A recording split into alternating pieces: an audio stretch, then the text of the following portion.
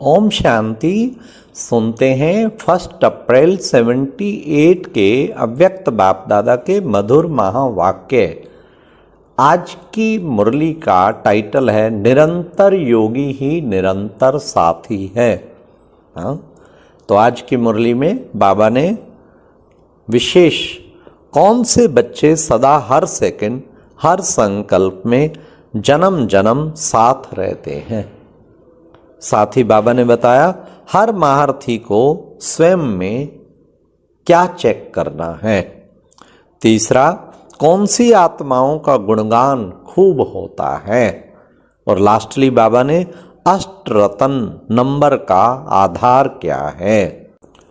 तो लंदन सेवा केंद्रों की प्रमुख दादी जानकी तथा अन्य महारथी भाई बहनों की बैठक के समय अव्यक्त बाप दादा के उचारे महावाक्य।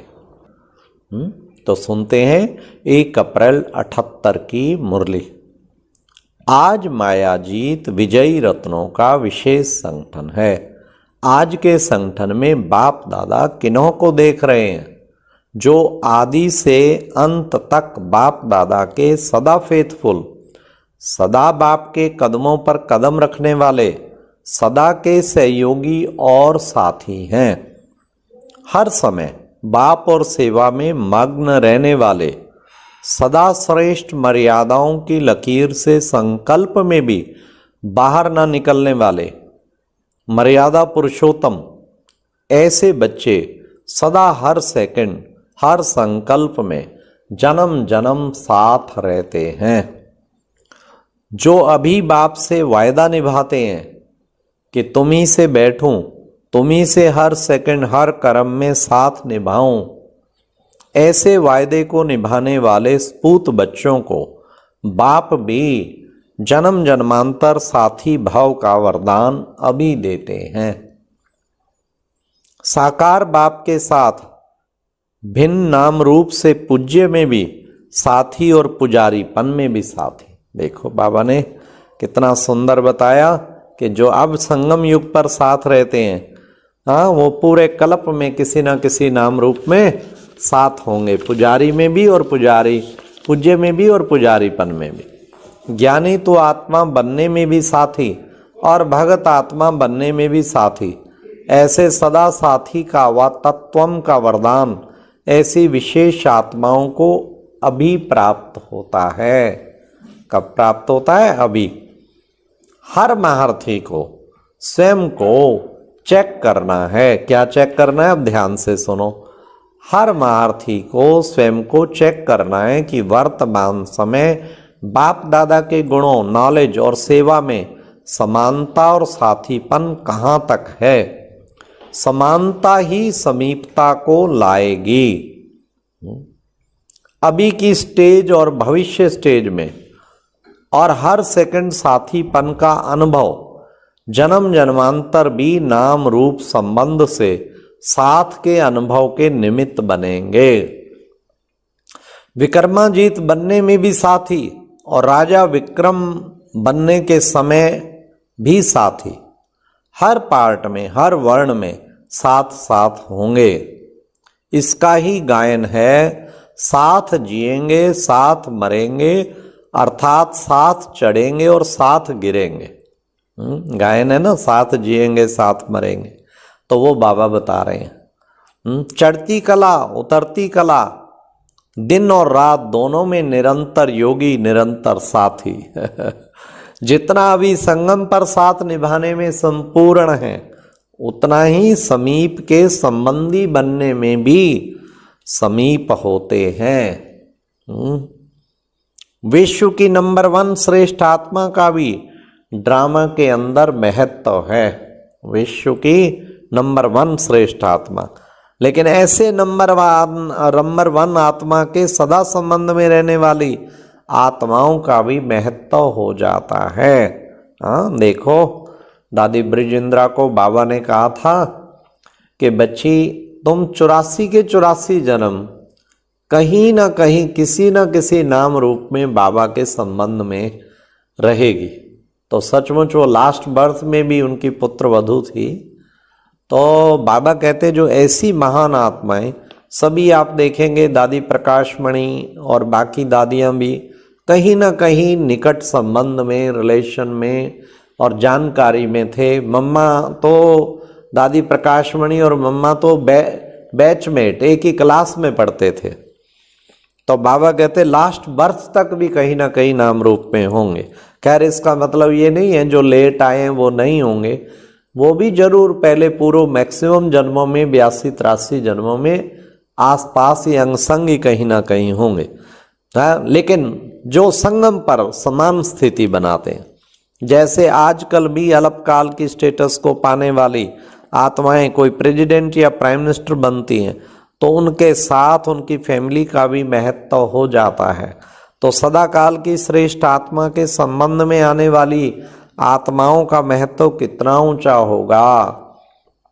अभी थोड़ी सी हलचल होने दो, फिर देखना आदि पुरानी आत्माएं जो सदा साथ का संबंध निभाती आई हैं, उन्हों का कितना महत्व होता है।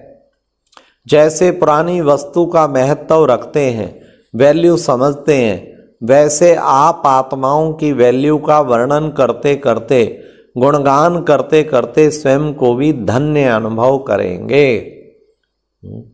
ऐसी श्रेष्ठ आत्माएं अपने को समझते हो।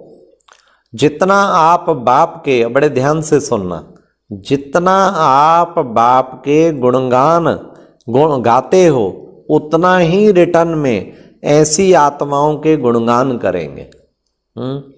अभी क्यों नहीं गुणगान करते? सेवा भी करते हो, लेकिन संपूर्ण फल अंत में क्यों मिलता है? अभी भी मिलता है लेकिन कम। उसका कारण जानते हो? अभी कभी कभी बाप और आपको कहीं मिक्स कर देते हो। बाप के गुण गाते गाते अपने आप के भी गुण गाने शुरू कर देते हो। भाषा बड़ी मीठी बोलते हो, लेकिन मैंपन का भाव होने के कारण आत्माओं की भावना समाप्त हो जाती है। यही सबसे बड़ा अति सूक्ष्म त्याग है, मैंपन का त्याग। इसी त्याग के आधार पर नंबर 1 आत्मा ने नंबर 1 भाग्य बनाया, ब्रह्मा बाबा ने। और अष्टरत्न नंबर का भी आधार यही त्याग है। ये मैंपन का त्याग हो जाए ना, हर सेकंड हर संकल्प में बाबा बाबा याद रहे, मैंपन समाप्त हो जाए। जब मैं नहीं तो मेरा भी नहीं, मेरा स्वभाव, मेरे संस्कार, मेरी नेचर, मेरा काम या ड्यूटी, मेरा नाम, मेरी शान, मैंपन में यह मेरा भी समाप्त हो जाता है। मैंपन और मेरापन समाप्त हुआ, यही समानता और संपूर्णता है। स्वप्न में भी मैंपन ना हो, इसको कहा जाता है अश्वमेघ यज्ञ में मैंपन के अश्व को स्वाहा करना। यही अंतिम आहुति है और इसी के आधार पर ही अंतिम विजय के नगाड़े बजेंगे। संगठन रूप में इस अंतिम आहुति का दिल से आवाज फैलाओ। फिर यह पांचों तत्व सदा सब प्रकार की सफलताओं की माला पहनाएंगे। अब तक तो तत्व भी सेवा में कहीं कहीं विघ्न रूप बनते हैं, लेकिन स्वाहा की आहुति देने से आरती उतारेंगे, खुशी के बाजे बजाएंगे।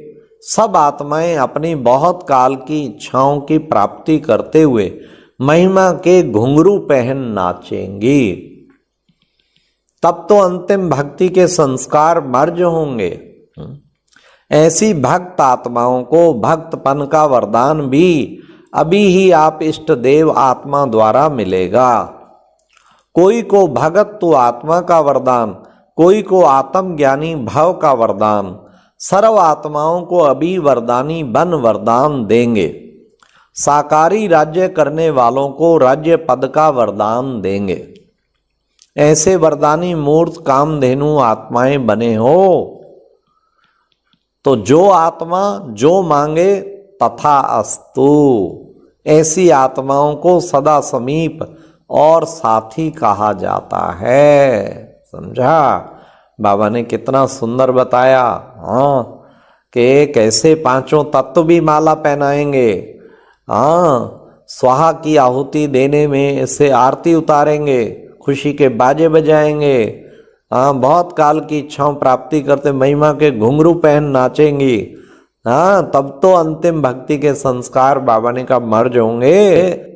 ऐसे सदा शूरवीर, सदा तख्त और ताजधारी, हर सेकंड हर संकल्प में श्रेष्ठ त्याग से श्रेष्ठ भाग्य बनाने वाले, हर कदम में फॉलो करने वाले, हर समय सर्व खजानों से संपन्न, अखुट खजाने से सदा संपूर्ण रहने वाले, लक्ष्य और लक्षण सदा संपूर्ण रखने वाले, ऐसे संपूर्ण श्रेष्ठ आत्माओं को बाप दादा का याद प्यार और नमस्ते। तो भविष्य का प्लान बनाना है, उसके लिए संगठन इकट्ठा किया है। ये दीदी जी के साथ बाबा बात कर रहे हैं, क्या प्लान बनाएंगे। जो भी किया है वह तो बहुत अच्छा किया, और अभी जो करेंगे वह भी अच्छा करेंगे। कोई भी प्रोग्राम व प्लान की सफलता का आधार क्या होता है? रिवाजी रीति भी किसी भी कार्य की सफलता का आधार क्या होता है? कोई भी प्रोग्राम को सफल बनाना चाहते हो तो क्या सोचते हो? अभी जो कॉन्फ्रेंस की तो उसकी विशेष सफलता का आधार क्या था? साधारण रीति से भी हर प्रोग्राम की सफलता का आधार विशेष व्यक्ति की पर्सनैलिटी का रहता है। जैसी पर्सनैलिटी वाला आएगा वैसा आवाज बुलंद होगा। जब भी आप प्रोग्राम बनाते हो तो विशेष आवाज बुलंद करने के लक्ष्य रखकर प्लान बनाते हो ना।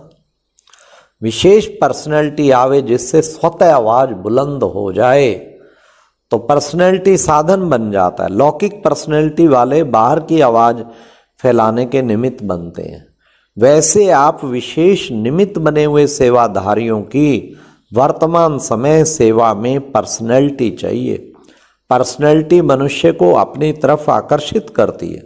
तो वर्तमान समय की पर्सनैलिटी कौन सी चाहिए?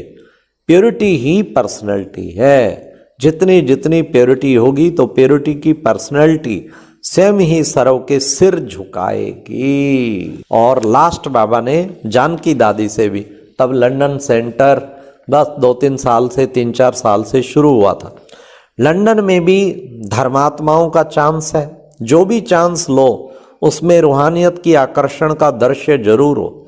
जैसे तीर्थ स्थान पर शांति कुंड या गति सदगति के कुंड बनाते हैं ना, तो ऐसे समझें कि सर्व प्राप्ति कुंड यही है। न्यारापन अनुभव हो, साधारणता हो लेकिन शक्तिशाली हो, और यह सत्यता महसूस हो। ऐसी स्टेज लेते लेते विश्व का राज भी ले लेंगे। अभी तो सिर्फ प्रोग्राम का निमंत्रण देते हैं, फिर जैसे जड़ चित्रों को आंखों और सिर पर उठाते हैं वैसे आप सबको उस नजर से कहाँ बिठावें, क्या करें, कुछ सूझेगा ही नहीं। महिमा में क्या बोलें क्या ना बोलें ये सूझेगा ही नहीं। हाँ, और दादी जानकी की तो ये 78 की है, और दादी शरीर छोड़ा अभी पिछले साल, और दादी की स्टेज तब तक आ चुकी थी। विदेश में कहाँ बिठाएं, कहाँ करें, कितनी महिमा करें, क्या ना करें, कितना उनको कहाँ पहुंच गया। सारा विश्व सेवा में निमित्त दादी बनी। महिमा में क्या बोलें क्या ना बोलें सूझेगा ही नहीं। संगठन करना अच्छा है ना, संगठन से भी उमंग उल्लास बढ़ता है। अच्छा, ओम शांति। और अब यह एक बहुत अच्छी वीडियो भी जरूर देखें।